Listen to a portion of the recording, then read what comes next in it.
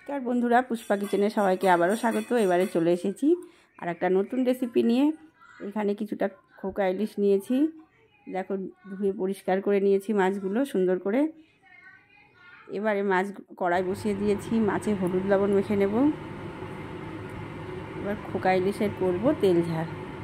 কড়াই বসিয়ে দিয়ে তেল দিয়ে দিলাম, তেলটা গরম হোক ততক্ষণ। এবারে মাছগুলো পরিষ্কার করে নিয়েছি, মাছে নিয়ে নেবো এখন হলুদ লবণ মেখে।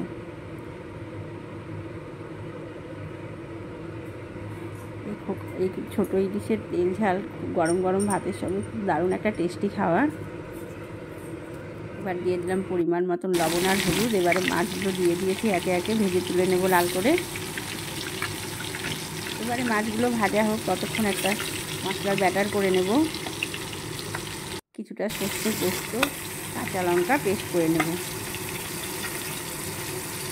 এখানে দেখো একটা বাটিতে কিছুটা সর্ষে পোস্ত, কাঁচা লঙ্কা আর সামান্য একটু নারকেল কোড়া পেস্ট করে নিয়েছি। এবার এর মতন দিয়ে দেবো স্বাদ অনুযায়ী লবণ। এবারে দিয়ে দিলাম একটু হলুদ। এবারে দিয়ে দেবো স্বাদের জন্য সামান্য একটু চিনি। তোমরা চাইলে এটা নাও দিতে পারো, স্কিপ করে যেতে পারো। এবারে দিয়ে দেবো একটু কাঁচা সর্ষের তেল।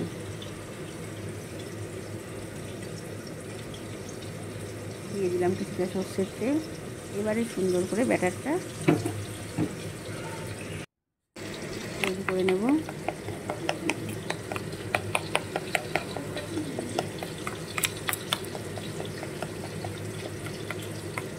এবারে দেখো ব্যাটারটা আমার রেডি হয়ে গেছে, আর এদিকে আমার মাছ ভাজাটাও হয়ে গেছে। এবারে মাছ ভেজে তুলে নিয়েছি,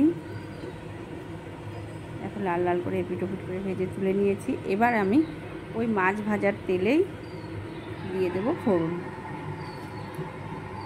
ফোড়নে দিয়েছি শুকনো লঙ্কা,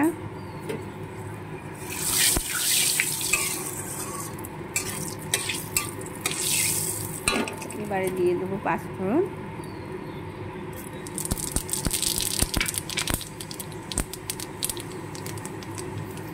এবারে যে আমি ব্যাটারটা করে রেখেছি,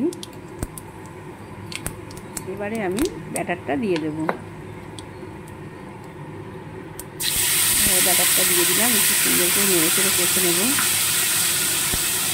আমার এই ভিডিওগুলো তোমাদের কেমন লাগছে অবশ্যই কমেন্ট করে জানিও। যারা আমার চ্যানেলটা নতুন দেখছো তারা আমার চ্যানেলটা সাবস্ক্রাইব করো, শেয়ার করো, সঙ্গে থেকো, পাশে থেকো। এবারে দেখো মশলার থেকে তেল ছেড়ে এসেছে। এবারে দিয়ে দিলাম একটু সামান্য একটু পরিমাণ মতন গরম জল।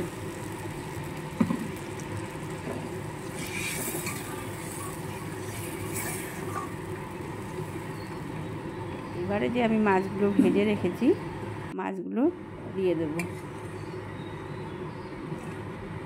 ঝোলটা দেখো আমার ফুটে এসেছে।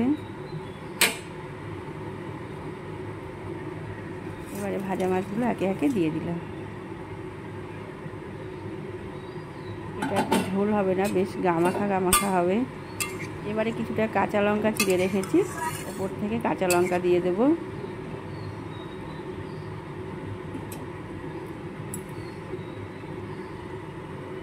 এবার চিড়ে রাখা কাঁচা লঙ্কা দিয়ে দিলাম,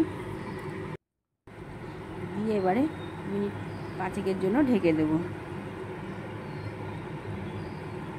এবারে দেখো ঢাকনা খুলে আবারও দেখাচ্ছি, গ্যাস অফ করে উপর থেকে সর্ষের তেল ছড়িয়ে ঢেকে দিয়েছিলাম। এবারে ঢাকনা খুলে আবারও তোমাদের দেখাচ্ছি, গরম গরম ভাতের সঙ্গে পরিবেশন করব। এবার আমার রেডি হয়ে গেছে খোকা ইলিশের তেল ঝাল।